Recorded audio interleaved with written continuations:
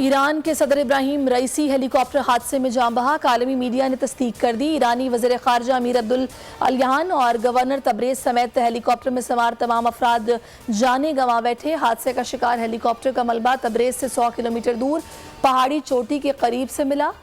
سراغ ترک UAV کی مدد سے لگایا گیا۔ ترکیہ کے انکچی ڈرون نے ملبہ تلاش کیا۔ جائے حادثہ کے اطراف 73 ریسکیو ٹیمز سرگرم تھیں۔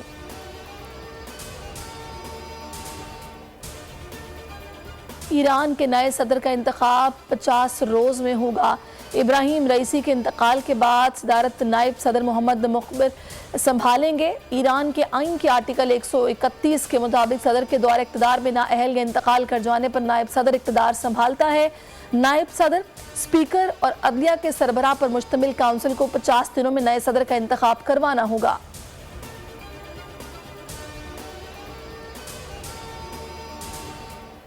معاشی ٹیم اور IMF کے درمیان پالیسی سطح کے مذاکرات آج سے شروع ہوں گے۔ نئے قرض کے حجم پر حتمی بات چیت ہوگی۔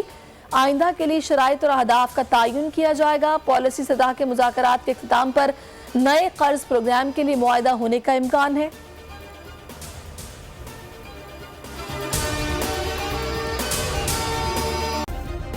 سبسکرائب کریں اور بیل دبائیں تاکہ کوئی خبر رہ نہ جائے۔